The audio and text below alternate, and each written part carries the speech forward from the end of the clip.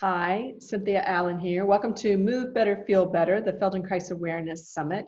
We're exploring today the fitness track, and it's a really fun track for me because it's an idea of particularly this round. I thought we found things that maybe you wouldn't think of as being on the beaten path for how Feldenkrais might be used. And this particular one, I think, is in that area. So very pleased to have and introduce you to Nadia Genois. She has a diploma in contemporary dance from, I don't know, what is that, Nadia? Is it École de Dance? Yeah, it's a school dance. Okay, the school of dance in Quebec.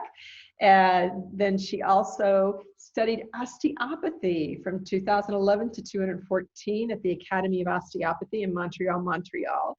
She is the first Canadian to get a certification and license in Floor Flow, which is a very interesting brand that she'll be talking about, I'm sure. And then she is currently in a Feldenkrais training program at the Feldenkrais Institute of New York. And we'll be completing that probably in another year or so. I'm actually done. So probably yeah. I finished last July. So yeah, You graduated. Wonderful. officially, yes, graduated. Wonderful. Congratulations. So, Nadia is here to talk with us about this intersection of pole dancing and the Feldenkrais method and why that might be an unlikely encounter or matchup. Welcome, Nadia. Well, thank you, Cynthia. Mhm. Good to have you. Good to have you. So, I feel like you are somebody that we really should start with kind of your journey here because between dance and your osteopathy, you did some interesting things in the sort of more like psychosocial fields. So tell us a little bit about that and then how Yeah, you. it's been a kind of an eclectic journey, I would say. I first started studying dance, contemporary dance, in a school in Quebec. Graduated from that, never really got into dancing professionally. Kind of life took me to different places because I moved to Montreal, then studied movies, and then started working as in a social work. I did LGBTQ youth organization, and then worked for almost 10 years into a women's health center. But all of that was not really about movement, and I wasn't really doing any kind of movement myself. So for about 15 years, and I wanted to reconnect to movement, to the body, because I felt I was like so much using my mind, but not so much my first love of dancing and moving. And I discovered pole. So that was 10 years ago. And it was I don't know, it really intrigued me. It was different at that point. It was also like really edgy, different way of movement. I felt it was connecting with my dance background. I had also done gymnastics as a teen, so it kind of was a really good melting of those two disciplines, the dancing and the acrobatics. And the first time I saw a studio, I just wanted to try a class, and it was just, I was hooked. I was just like, I want to do this. Yeah. So you fell in Uh, love with it. yeah. And throughout that, I also like went back, studied osteopathy um, as a way to like try and reconnect with the body. So it was like kind of all happening at the same time, that new going back to roots, actually. Yeah. Mm-hmm. Okay. So now it's been 10 years and I've been teaching it for 9 years, and yeah. And is that what floor flow is a way of using, or is it completely different? Well, it's a different thing. It's more, Floor Flow was created by a pole dancer, a very famous pole dancer. It's a brand, and she's really interested into moving daily, like the Katie Bowman movement as a way of living as vitamin instead of like exercise. So kind of switching that paradigm. And she developed, because she's also a dancer, she developed this way of movement like floor flow, and she has like also pole flow, like different things under her brand, and it's mostly floor work. So it's really working the with the floor, which is interesting with pole, because pole, contrary to other apparatus, aerial apparatus, with pole you always have the floor, and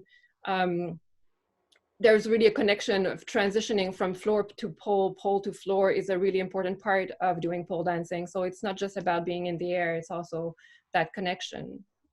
Yeah.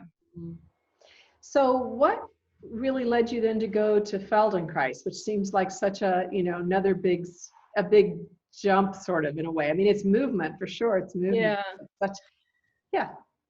Well, while I was studying osteopathy, one thing I noticed, especially when I was seeing patients, we call them patients in osteopathy, was that many of them lack body awareness.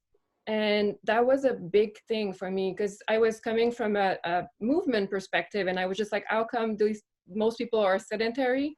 And I felt that I couldn't connect my background or my movement practice and me teaching movement with the work of osteopathy. And I was looking for something to bridge it. And I came upon Feldenkrais, and I was just like, oh, this is about body awareness. That's perfect. And I was just like interested in it, and decided to do the training, not really knowing what I was getting into. I later realized that it's more than body awareness. It's awareness in general. But my first interest was really going through that door, that gate of bridging and finding more awareness in life for myself and for also students. Yeah. Mm-hmm. I think maybe it would be good for us to see some of it in just a second, I guess, but I would like to draw maybe a distinction between your style. I mean, there's different styles of pole dancing. Yes, there are like different type of pole, like different things I think with pole you need to know. So some people come to pole for fitness. Some people come to it from like a dance perspective, like really more of a artistic part. Like even in the name, some studios will use pole fitness as a name. Some will use pole dancing to kind of get that little like different approach to it. And some studio will also focus more on the exotic, sexy part of it. I think the edgy, sexy part of it is always there, because it is pole dancing. Even if the origin is not actually about stripping, it's more about using the mass in the middle of a tent in the circus. So that's how it became to use that vertical pole. But some people like really will focus more on the fitness sport aspects. Some will be interested in like more the floor, the flow of it, the dancing part. Some will be interested more in like the exotic with high heels. And you can also travel and explore a different part of it. So that's one of the things I love about pole, is that I also had a journey through it. In the beginning, I was really interested in acrobatics. Then it was more dancing, and then I had to teach an exotic class, so I kind of had to to jump into the exotic world too, which was like really fun and different, and really we can talk about that later, but empowering too. But what I really like is like really the more flowy, contemporary aspect of it. Yeah. Yeah, one of the things I've noticed is that in the last, I don't know how long this whole genre of competition shows has been going on in television now, but there's many of them, and pole dancers, of course, have been kind of a key piece in many of these performances, and male pole dancers as well as women. And even when it's really a tremendously athletic endeavor, which usually those are on those competitions, and even when it's male, it is extremely sensual. I mean, I don't think you can get any way around that. We might be able to talk a little bit about that. I don't think you have to have been raised with pole dancing for strippers to feel that way. It's a very sensual viewing experience. Yeah. And we can talk more about that after we've maybe seen some of it, but yeah. Yeah, I think the central part, like it's about movement too. So if you're connecting and you're embodying a piece, an emotion, you're creating that sensuality for sure. One thing that maybe is different with pole, or is that we don't wear a lot of clothing when we do pole. So, and there is a reason for that. It's not just like for show. It's really, we need the skin to be able to stick with the pole.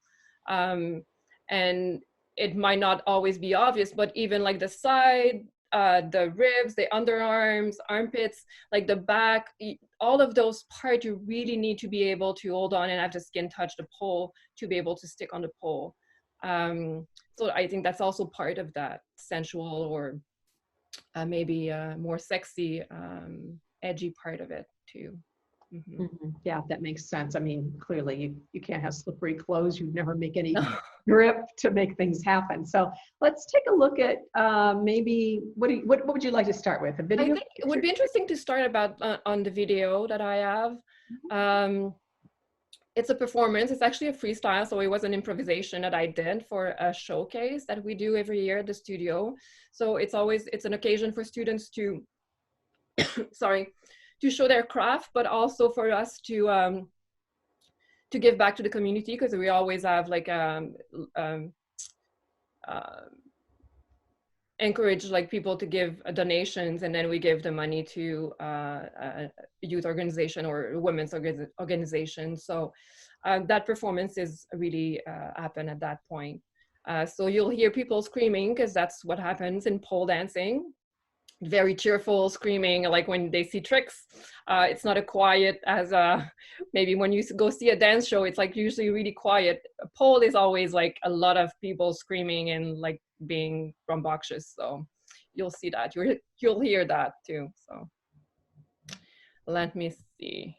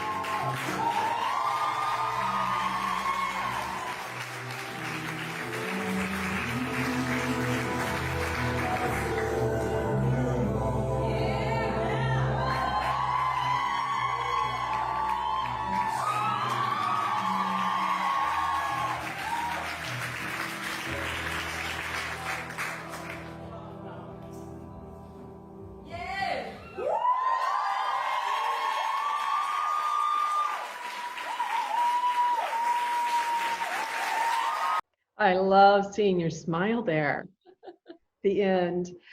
And boy, I had such a range of emotions, Nadia, watching. Thank you. And I imagine many of the viewers did. So for those people who are more like me, who could maybe never imagine themselves exploring pole dancing, I had both the desire to want to be that fit, Mm-hmm. and that capacity to do that is just, uh, gosh, it could like put a dream in my heart, right? Then there's also this part, which is the willingness to be seen. Um, I think that's always true in all kinds of performances, but there's a way in which it seems to me, and maybe this is just my background, my puritanical raised Midwestern American background, but it seems like it's a little more exposing somehow of the person doing it for whoever's watching. Like there's a real, feels like a real pushing of the envelope for your willingness to show yourself in a really I guess sensual way. I mean, Yeah. I think. Yeah. I think it is like everybody has different styles. So some like even in competition, like now pole competitions are really a thing. And some competition will be really about the fitness part, like really like kind of set up with rules and really like gymnastics. And some will be more artistic. Um, and then there's also personal style. Like I always, for me, it's really stressful for me to perform in front of an audience. So I tend to go with music that I feel will envelope me and that I will feel like kind of safe and supported kind of. So they tend to be more like emotional for that reason because of I need that kind of relationship to the music to go over the stress of and the anxiety of performing. Mhm. Um, but yeah, some people also do like super like comedy part, fun. It's really, it can be whatever you want, I think. I think that's a good point because the music itself was also definitely carrying me into a little bit more of almost a revealing space, Mm-hmm. like a more intimate space within myself. So that's helpful to give me a range, to give reviewers a range of how people might use it. So there was also the part of me that thought that like maybe gymnastics, you have to have really incredibly well developed vestibular system. Uh, did it take you a long time not to end up being dizzy with these things? Uh, Was that pretty much always available for you, or what was? no, it wasn't. There's actually like in the video, I do the two poles I use are in spinning mode. It's not always the case. So sometimes you can have a pole that will be static. Um, with the spinning, what's interesting is that you can really hold onto a position, like can do a flexibility position, a split. Then you stay in the position and the pole spins for you. You have to learn how to create the spin, how much momentum you want to give, and by getting closer, you go faster, further out, you slow down. So you have to kind of learn how to use that. Static poles are more interesting for more dynamic movement. If you're doing flips, for example, you want to be able to push against something that is really stable. So having a pole that spins would like not really work with those kind of movement that I didn't do at that performance.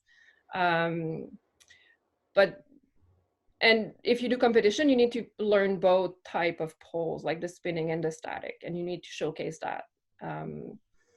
If the spinning for me was really a challenge, I was scared of it and I would get nauseous a lot. It was I have motion sickness in general, like if I go on a plane or like, so that was a challenge. And I really had to set my mind on training it and making it better. So for like, at some point I was just like, okay, I need to do something about this. So for 2 weeks, I did only basic classes and I would spin like crazy. And I was really dizzy and nauseous and didn't feel well for those 2 weeks. But after, I got rid of it. So it's really something you can train. And interestingly, it also has changed my motion sickness, I'm better now, like on planes and boats and everything, than I used to be. So that has been an interesting kind of with side effect or positive effect of like learning the spinning on the pole. That's what I was wondering because, well, I have to be honest, I just came back from Costa Rica and I chose to use some motion sick patches, which I've never done before, so I wouldn't have any trouble with the young men who like to drive very fast on the curvy roads. And it always seems to be like the young guys, and they just love taking tourists around as fast as they can. But I came back. It was great while I was there, but I came back to almost a full 2 weeks of side effects from coming off the patches. And I realized I'll never do that again. I want to really work this issue. So after the summit is over, that's on my list, is to come up with a plan for myself how to work it. And I've been sort of hypothesizing in the back of my mind maybe about what Feldenkrais has to offer it that I haven't tapped. But you know, this is another way, because you do, of course, have to challenge the system. You can't just work with it without challenge. There has to be some challenge to the system to grow into it. Yeah. So like it is a challenge for like a lot of people in pole, that spinning thing. And some seem to not have any problem with it. They're just natural at spinning, but it wasn't my case. I really had to work on it. Yeah. Well, let's take a look at some of the static pictures, because I think we might be able to talk over top of those and about specifically maybe about how the Feldenkrais work you think can enhance the performance. I think it might be easier for us to talk about that if people are also seeing some of these pictures. Yeah. Okay.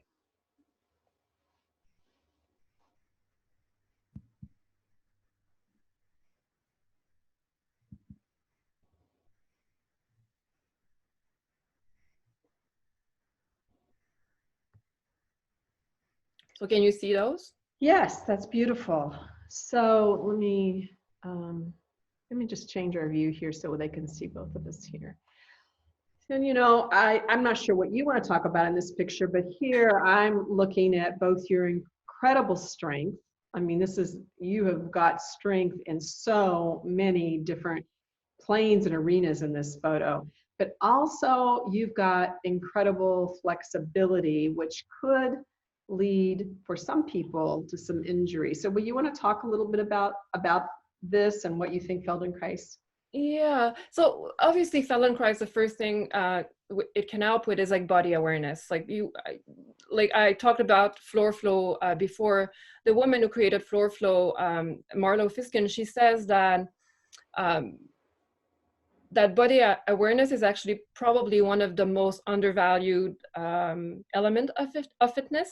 And I think it's really important that we do have that awareness to be able to be more efficient in our movement. And also create more like flowy transition with ease in movement. Because what's nice, it's not just a trick. Like we're looking at static pictures, but what I like with pole is also like it's a transition, and where you see the professional, like the difference is really how you get into a movement. Can you get like with ease, and can it be nice and beautiful all the way through from entering the movement and then exiting the movement, not only just that snapshot we have here. This is actually a movement called Iron X, or in the vicinity of Iron X or handspring. It doesn't require that much flexibility. I think I look flexible, and well, I am flexible, but I look more flexible in this one because of the position of the legs. But usually you could have a straddle, or something we see men do a lot, the flag. So that's the position. The way my top hand is placed is called a twisted grip. So that requires more shoulder flexibility. So it's a bit of a, I know some, especially men, won't go into that type of grip there because of the shoulder rotation it requires, and some women don't like it. I've never had problems with it myself, but that can be a challenge. The thing it does, this grip makes it that you're not really using bicep, tricep, or your arm. You're really using more of the lats and the shoulder muscle to be able to engage and get into that position. I think this picture also showcased a lot of like because we're working with a vertical pole, we're also making a different use of gravity. Um, so it's interesting in Feldenkrais, because we work a lot on the floor and lying down, we have this idea of like finding a different relationship to gravity. And I think with pole, it has that similar kind of idea that we're obviously not working with the floor to give us like information or proprioception input, but we have the pole that really is an indication of like that push pull, leaning on, hanging, engaging muscle that we need to engage or understand how it works, kind of like. So it's a different way of like integrating. It's not as moving as just movement. It's also like partnering with an apparatus. So it's almost like for you, you're saying the ground kind of comes vertical, and Yeah. you're still using the ground of the pole. Yeah. Mm-hmm. And one interesting thing is like, I never realized that when I started doing pole, because at the time I started doing pole, I wasn't doing dance classes that much. But with pole, the way it works, you're either leaning on it to kind of like giving it your weight, or you're hanging or leaning away. So there's always that push, pull, lean kind of, so we're always off balance in a sense. And the first few times I did dance classes after like having done pole for 2 years, I wanted to do dance classes, and I realized that actually I couldn't find my center. Wow. Like doing pirouette was like really difficult, because I like there was that, or balancing was, it was a challenge, because I was used to always have that kind of It's almost like the pole becomes the center. yeah. Maybe, Yeah. yeah. And so you lose track of your own. Yeah. And I think it's also something Feldenkrais can help with, the refining that center, the gravity, like lessons that are in standing or finding your feet on the ground. So it kind of rebalances the idea. Okay, great. Thanks. Take us on to the next one. Yeah. So this one is also about this idea of like working with gravity, this push-pull kind of thing. We might be able to see a bit in the mirror the angle of the hand. So, because on the main picture, the main part, I seem to be like really vertical and aligned with the pole, but it's actually not really the case. And so because we need to create those angles to be able to hold on to the pole or stay in position. The inner thigh to position is really important here. So to have that connection of the thigh. In pole dancing, we use a lot of the shoulder and upper body for strength and positioning. But you also want to keep your flexibility and your mobility. And one of the things I realized after I started doing pole dancing, I think 2 years in, I was trying to hook my bra in the back, and I had trouble. And I had never had trouble before, because I had become so tight in the front of my shoulders that it was actually difficult for me to reach in my back. And that's a movement that where we are reaching, like I am reaching behind my waist, behind my back, to be able to get into that position. So there are like functional reason why you want to have that mobility, and you want to keep that mobility. But even in the sport, if you can keep that, it's important. You have to be mindful of those, the impact it has on your body, the type of fitness you choose to do, and what, yeah. The next one is also this idea of, again, the push-pull with different point of contact, because in this one I have a forearm instead of my hand. And again, about angles and about like how you use gravity, but in this picture, your pelvis needs to be really aligned, more vertical. So having a consciousness of like where you place your pelvis in relationship to your hands or to the pole will really make a difference if you can balance in that position with really, it's an easy position to actually get into this one, if you understand that. So that's where like body awareness and can come into again, help or in play. Mm-hmm. This one is again about flexibility. I like this picture of like, they're all pictures of me because like obviously I need to have like the rights to be able to use the pictures, but I don't actually have a lot of back flexibility myself. So this one I like because it seems like I'm more flexible in the back than I'm really are. And this is interesting because to be able to grab the back foot, where you place your head will also play a role into it. So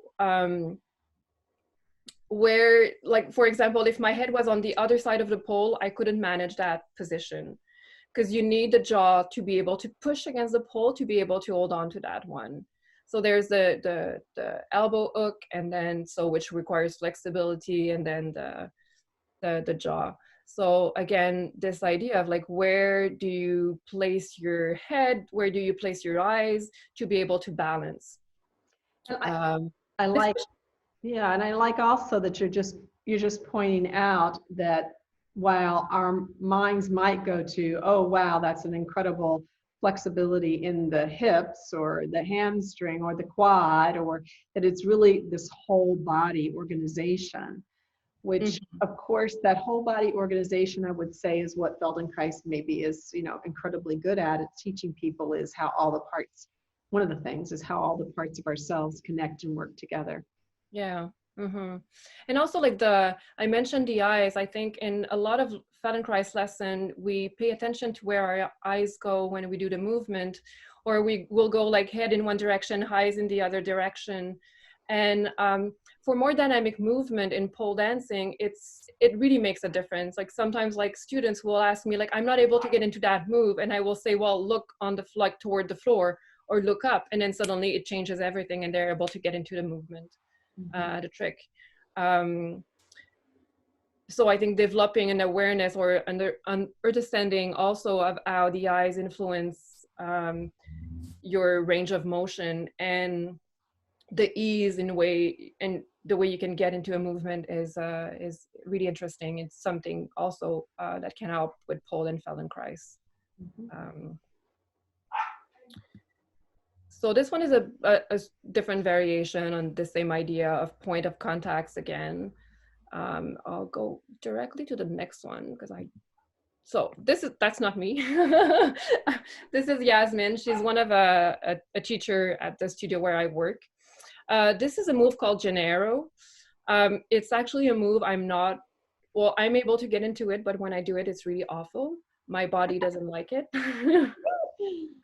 It's like kind of and even for a long time, I wasn't able to get into that position. But if there are like certain lessons that I can do in Feldenkrais, if I want to get into that move, I will do some lesson and I will be able to get into that move. Because there is that opening of the rib cage that's really important, finding the breath in that position, because it's a lot of back bending. Some of it is also about like proportions. So obviously like Yasmin is like she's like super thin, short torso, long arms and long legs. So, and she has a lot of back flexibility. So for her, it's like quite an easy move. Some people that have like longer arms will really be able to get into that position because they can really bring their pelvis or their rib cage side into their elbow kind of position. This is something we can also do in floor and some flip thing. But for me, like for many reasons, that's not a move that my body likes. It's like I miss everything, like proportion wise, it doesn't work. And where I wouldn't need to be flexible in my back, it's like, where I'm not. It's like, but it's an interesting thing with pole too, is that it can be whatever you want. So some people are really super strong. They're really looking for the strong dynamic flip thing. And some will go more for like flexibility because that's what they enjoy and that's how they feel their body. And it's also interesting when Yasmin takes my classes or if I take her classes, it's always a challenge because we're really not having the same kind of choice in movement and ease and comfort. So she will do a lot of these, and I like elbow like grips, and she doesn't like elbow grips. So it's like really, it can be many things, pole dancing. So the next one, I just wanted to have a picture of, it doesn't have to be tricks all the time. So just like basic spins are also super fun, and I like doing basic classes. Yeah, so just that. Wonderful. Mm-hmm. This is well, to show that some position, this is a quite easy position actually. It's something that probably you can, it's painful in the beginning when you do it because pole is metal and it's pinches and you can get bruises. But many movement are actually rapidly, you can get into them after a few months. So that's one thing I like with pole dancing. It's still accessible. And it's really for people of like many ages. We have like younger women, but we also have older women doing it, and that's fun. Again, this one is an easy one to get into, but they make for fun and beautiful images too, even if they're not necessarily complicated. Here, importance of the floor, so connection. In this picture, I was actually preparing for a kick into a handstand with the poles. So like, again, transitioning. This one I like because it shows the idea of treads. And I think it's something we also use in Feldenkrais, like lessons where treads, like threading through something, like with yes, the, yeah, threads. like if you're holding on to your hands, or like these lessons where you get into like kind of, Yeah, we kind of pretzel-y positions where exactly, we take the leg through. Yeah. Taking so a big or yeah, violins, or you're holding onto one foot and you want to like pass in between the foot and your hand, or like creating head toward one knee, or so these ideas, we also see them in pole dancing. So I think the more you can find ways of threading in with Feldenkrais and finding those paths, those ways of moving, you can actually use that in movement. It's the same with this one, for example. It's like this idea of threading again and points of contact to be able to hold on. I have two more, I think. This is, I put this one there because I like that picture, but also it's actually not a difficult move. It's a leg hook, inside leg hook, leg hang. And I think most people after 2 months on the pole would be able to do that if they come to pole like about twice a week. really? Well, my gosh, you're going to inspire me, Nadia. So, and it's also to say like sometimes like moves that, like for example, this one is really easy. The next one is really actually a really difficult move and scary one. And it doesn't necessarily show right away. Well, the flex foot are for fun effect. It could be pointed or straight legs, but this requires a lot of twist. And because you need to pass your body behind the pole to get the pole in front of your abdomen and under your armpits to have that point of contact. And while you're doing that, you don't want to lose the knee hook on top. And when I did this photo shoot, I had calf cramps so bad. And but it's just to showcase that sometimes like position that seems difficult not necessarily are, and some that don't seem difficult can be. But it's all like kind of like fun. And yeah, those are my photos. I feel like the photos give us a really a little maybe better understanding of how you have to brace, not just against the pole, but within yourself into certain organizations. And I wonder if you could say something more about that, and then how does that end up carrying over in the rest of your life? Yeah. So yeah, we do a lot of bracing, obviously, because it's a lot of work, and also because it's aerial, so you're always a bit scared of falling. So there's always that kind of like challenge too. And obviously you don't start with going upside down. There are like steps you can do before building the strength and getting comfortable with your hands and just like the grip, the fingers and fists. You need to build up that strength too. Um, but we use a lot of the neck muscle, the shoulder muscle, like all of the ribs. And even if we do need a lot of mobility, it's like often it's like we need to brace or like be really in a contractile mode to be able to hold on to position. And for myself, I noticed that it was actually, it carried on into my life. So by bracing so much that I would tend to have like even the shoulders or like the rib cage losing mobility, and breathing too, because if your rib cage is not free to move, then you're also maybe breathing with like more like accessory muscles instead of like using fully your diaphragm. um, um, that's another way. It's actually one of the things in Feldenkrais that I noticed the most for myself is that how I have this freedom in my ribs when I do Feldenkrais, and that I don't have when I do pole. So again, to balance um, that possibility, because freedom, ribs moving and mobility of the rib cage and the pelvis, it's also about your balance in life. Like if you don't want to fall on the street or on the ice, or it's about all of these things for quality of life too. Yeah. Mm-hmm. Mhm. So So, in terms of, I guess, is injury a problem in this work? yes. Well, Anything with risk? essentially, I don't think there are that many. I don't know. Maybe we don't see them, they don't come back when they get it, but I don't think we have that many injuries. Like it's still, I anyway, at Heart Studios, I think the way we try and pace the learning and really we set up classes so that people can really follow their own levels and not like go too fast or, you know, force into pushing into different levels.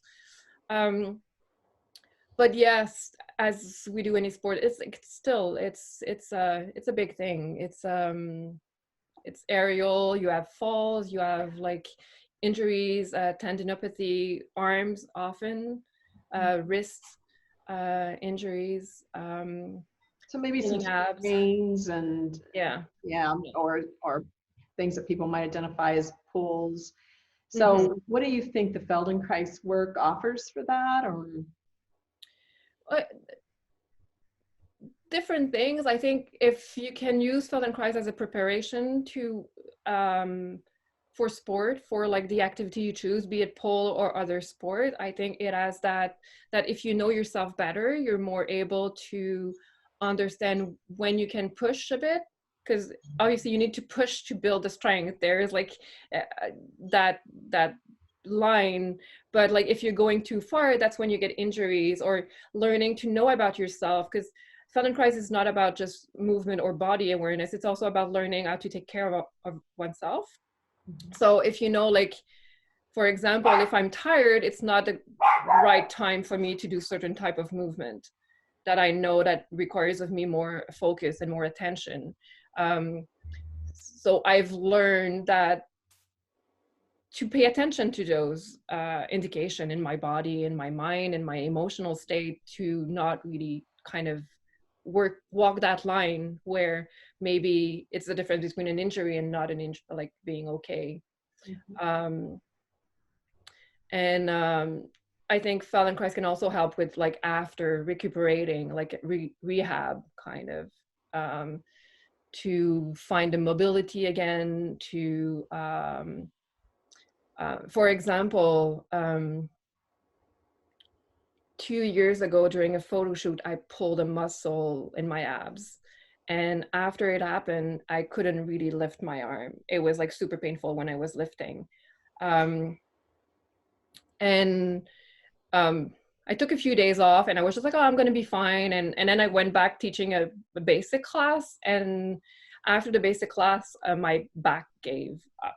Like I was like, I went down and was just like, oh, I cannot get up. I'd never had that before.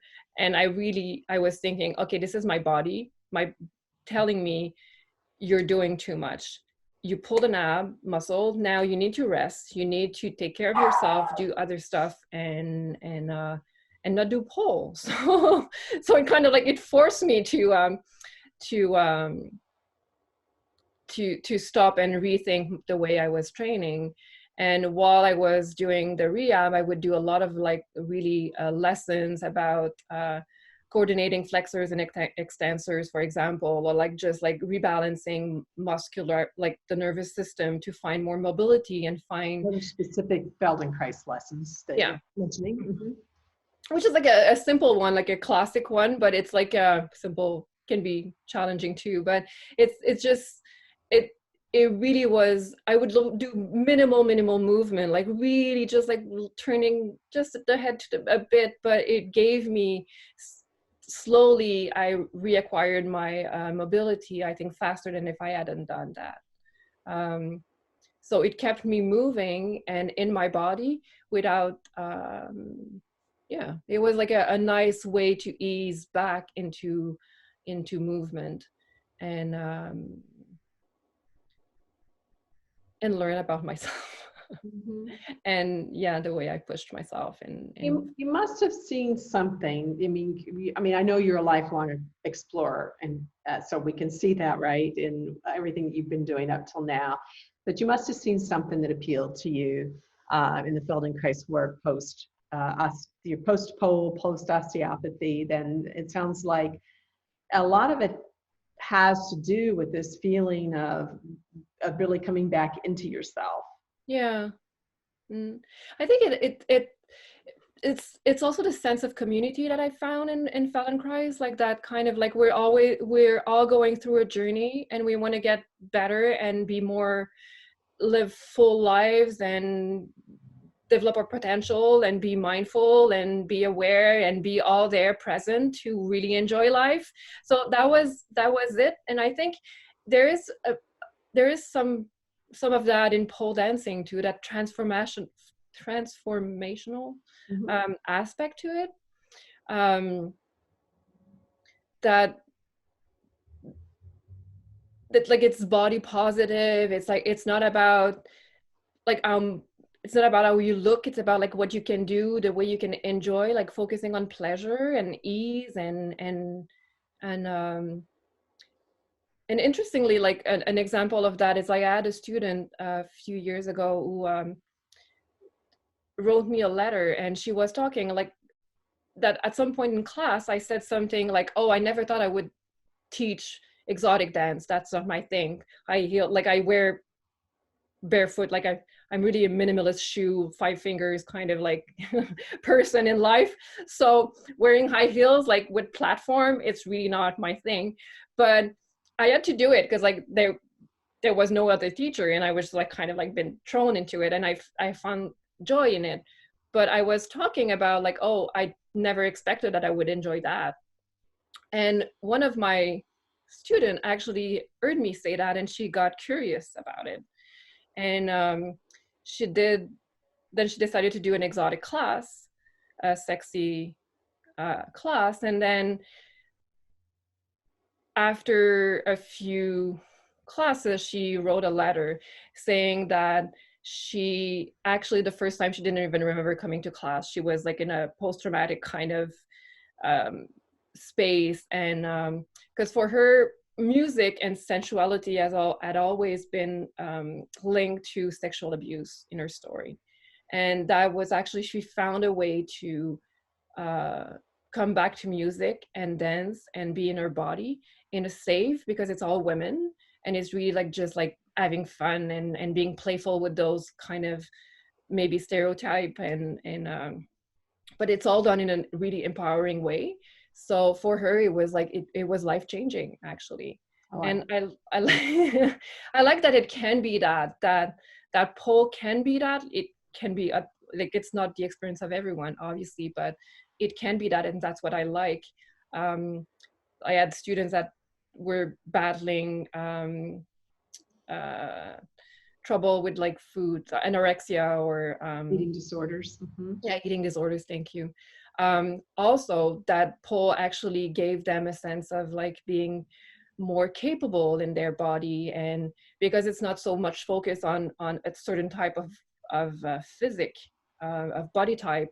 You can be small, short. You can be tall. You can be a bit bigger. You can like be round. You can have like curves. You can have like you can really be like a lot of different body type can do pole.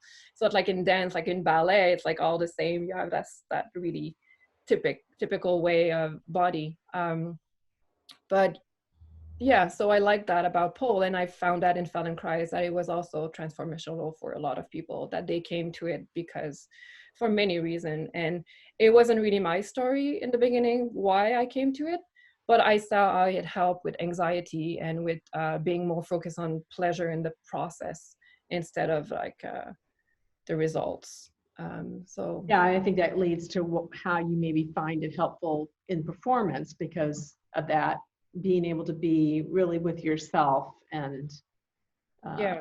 the performance then comes sort of out of your ability to be with yourself as opposed to thinking about how to try to please the audience. Exactly. Yeah.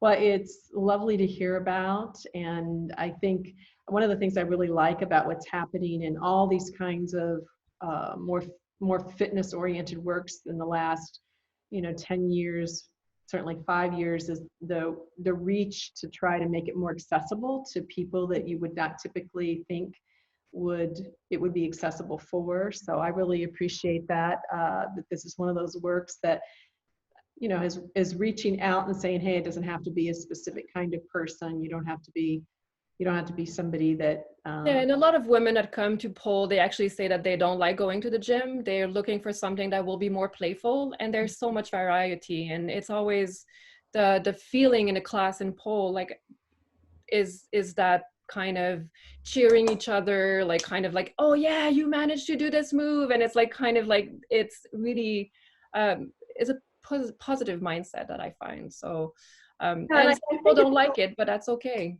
yeah, sure. I think it's so important to realize how valuable it is to have both experiences. So the Feldenkrais experience, in which you're really in your own world and nobody is congratulating you or cheering you on. Everything is about your own sensation, your own or authorization, your own coming into yourself. But that's an extremely Mhm. important aspect of that work, and I think one that everybody deserves to experience.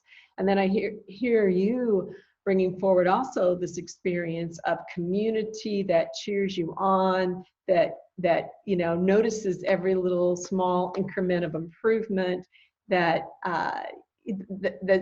pretty non-judgmental Mhm. within the context of something that you're trying to actually accomplish and perform.